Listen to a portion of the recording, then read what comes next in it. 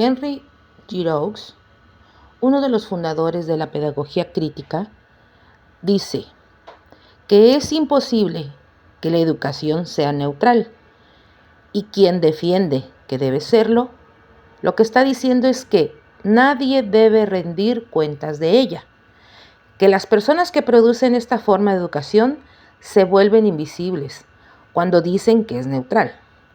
Por lo tanto, no puedes identificar los procesos ideológicos, políticos y de poder. Eso es precisamente lo que quieren, porque en sus peores formas, el poder se hace invisible.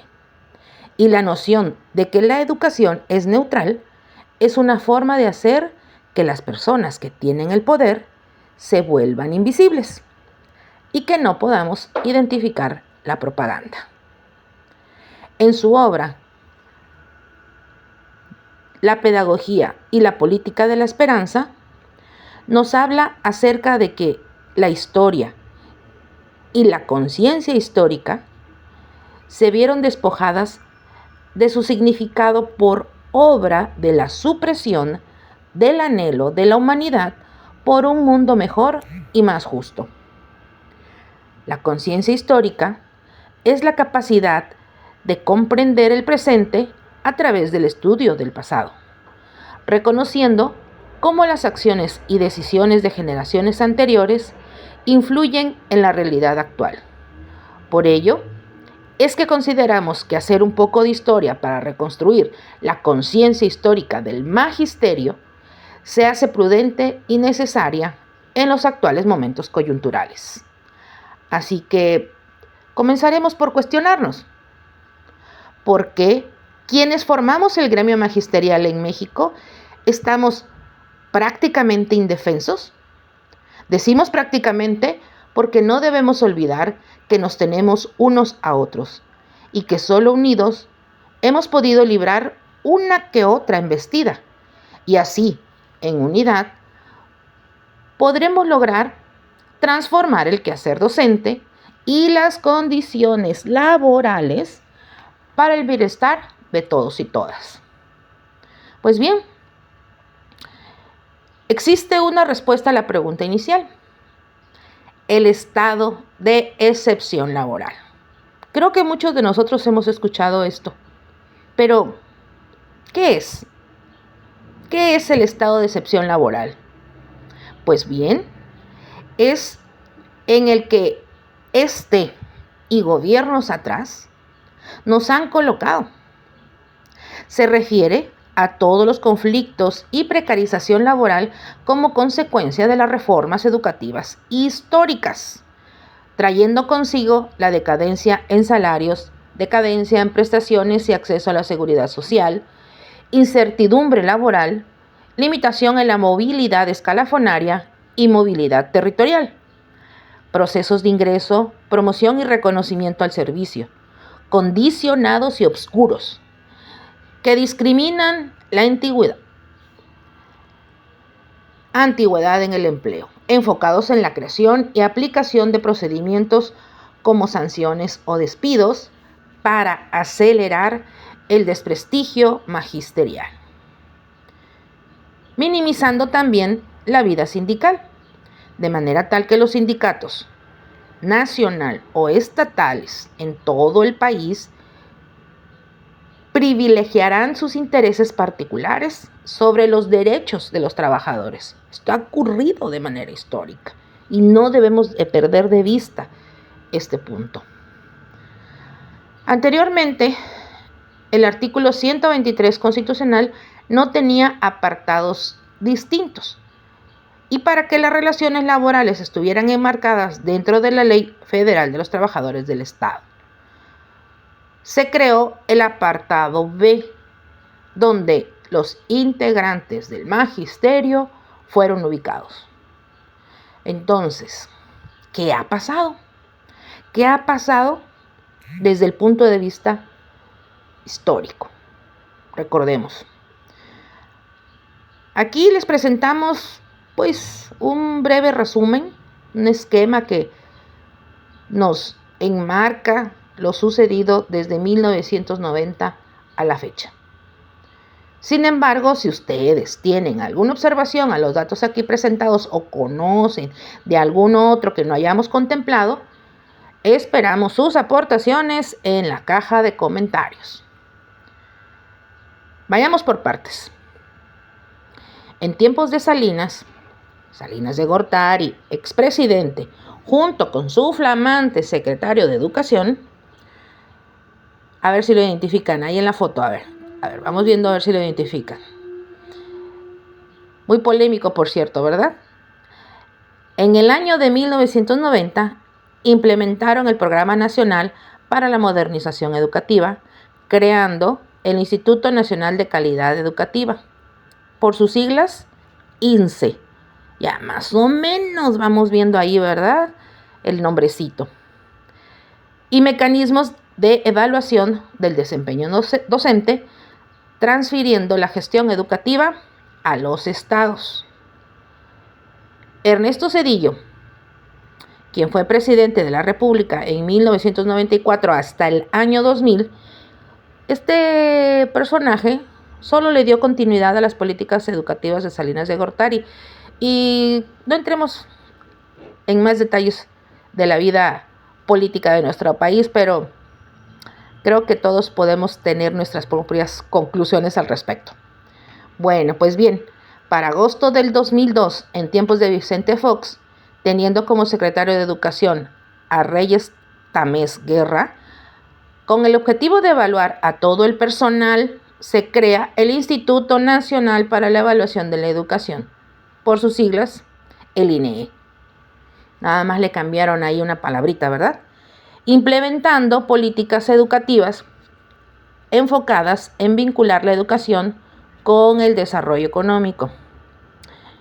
Y si bien también pudiéramos analizar a este personaje en estos ámbitos, y por ser supuestamente un partido distinto, la transición, ¿verdad?, de los partidos del PRI al PAN, pues nada más como que le mueve un poquito.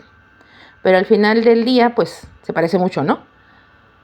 Asimismo, se aplica lo que conocemos incluso, la prueba enlace, que es la evaluación nacional del logro académico en los centros escolares.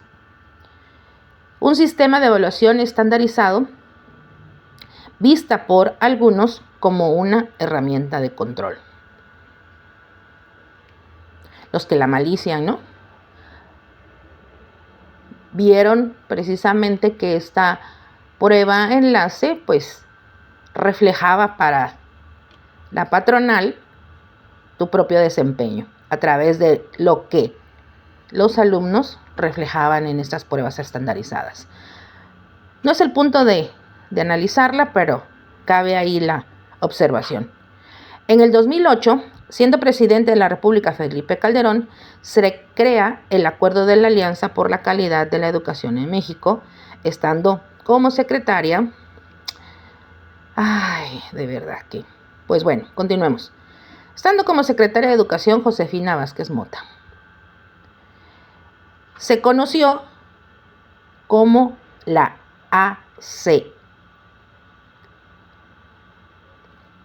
Este acuerdo no fue controlado por un solo organismo, sino que se implementó a través de una estructura conjunta entre la SEP y el sindicato, el CENTE, encabezado por Elba Ester Gordillo.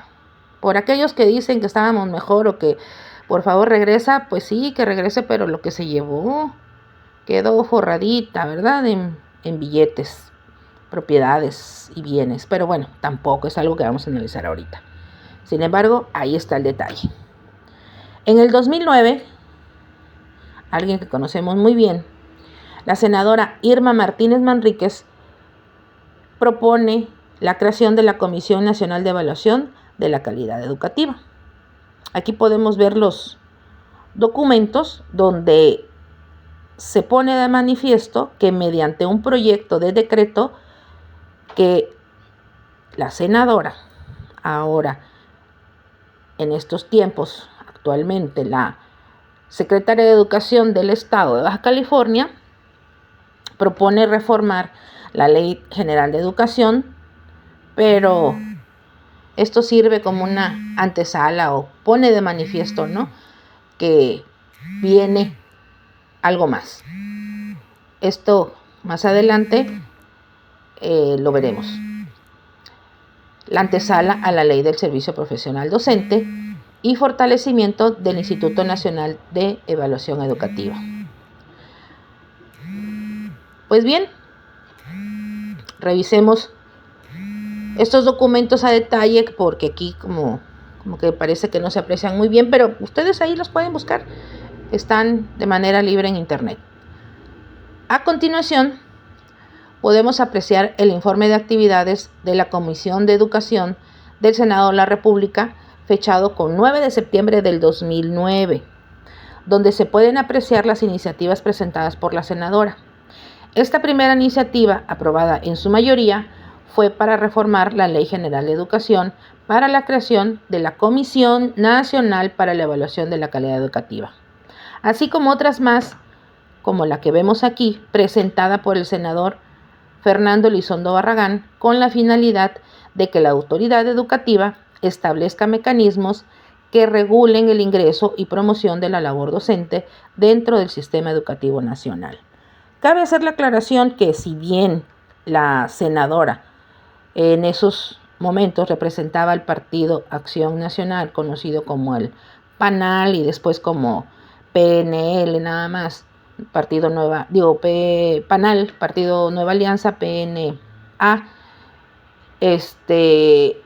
fundado precisamente, congregado, armado por Elbester Gordillo, se dice que si bien no tenían una relación cercana, pues de alguna forma a través de estas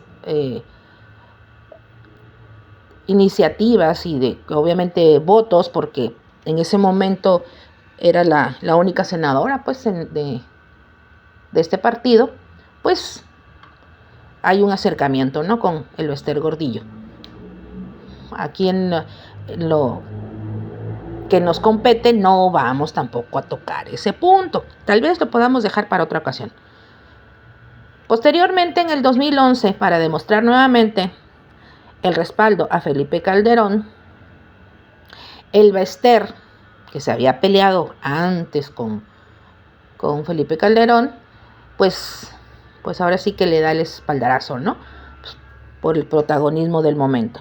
Recordemos que Elbester viene del PRI. Pues bien, Elbester Gordillo, secretaria general del CENTE todavía, porque por cierto también duró muchísimos años, solicita a Calderón la evaluación universal al magisterio del país y se fortalece el Instituto Nacional de Evaluación Educativa, el INEE. Para el año 2013 se impone a fuego y sangre la reforma educativa de Peña Nieto a través del sistema de desarrollo profesional de la carrera en el servicio público de la educación, con exámenes para maestros, personal administrativo de apoyo y de asistencia a la educación, que le confiere autonomía al Instituto Nacional de Evaluación Educativa, el INEE. Es decir, funcionaría y funcionó como el INE, con autonomía propia, con presupuesto propio.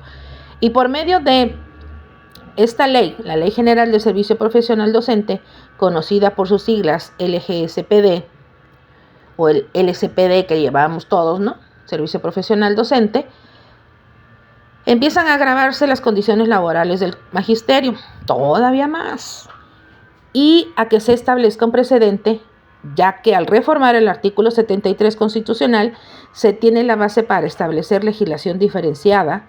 Escuchen bien, legislación diferenciada para el personal docente y con funciones de dirección y de supervisión en la educación básica y media superior pública respecto de los demás trabajadores del Estado. Ahí es donde empezamos a hablar de la excepción laboral, porque nos empiezan a crear leyes específicas, reglamentos específicos para el magisterio. Veamos un poquito de política, porque sí es importante que también lo tengamos presente, como ya lo hemos mencionado más arriba, ¿no? Anteriormente en esta grabación. En la tabla de votaciones de la Cámara de Diputados podemos observar que se aprueba por mayoría la Ley General de Servicio Profesional Docente y en el Pleno del Senado por mayoría absoluta, con los votos del PRI, del PAN, del Verde y Nueva Alianza. Siendo este sexenio uno de los más difíciles para el magisterio a consecuencia de la reforma educativa de Peña Nieto, que no debemos olvidar su carácter punitivo. En este sexenio se convierte como un padecimiento, pues, para los trabajadores al servicio de la educación por la falta de diálogo y resolución de los conflictos laborales, escalando en represión, cese, prisión y hasta desapariciones de integrantes del gremio magisterial. No debemos olvidar que este nivel de violencia, de irraciocinio, de falta de diálogo, ya se venía incrementando desde tiempos de Felipe Calderón. Bueno, también será muy posiblemente tema para otro video. Cada vez se va viendo más engrosado el marco jurídico que acrecienta el estado de indefensión del magisterio, como consecuencia de todas las reformas sexenales y de los gobiernos de los estados, oprimiendo y desprestigiando a los trabajadores al servicio de la educación. ¿Les suena algo parecido? Pues sí, ¿verdad? No han dejado de hacerlo, sin resolver la pérdida de la estabilidad laboral. Pues bien, llegamos a tiempos más actuales. A pesar de que durante el gobierno de Andrés Manuel López Obrador se derogó parcialmente,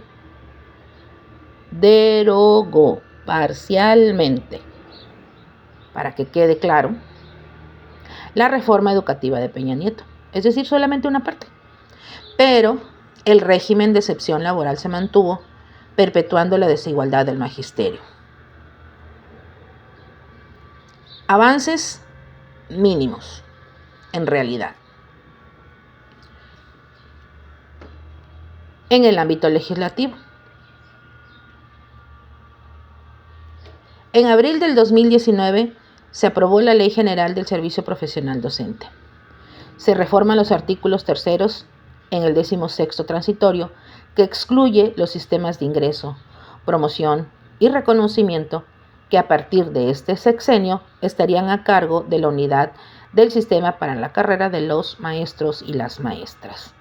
Lo que conocemos incluso, porque vamos a hacer una aclaración en este momento, UCICAM. Al reformar el artículo 73, se crea la Ley General del Sistema para la Carrera de las Maestras y Maestros, que conocemos actualmente como SISCAM.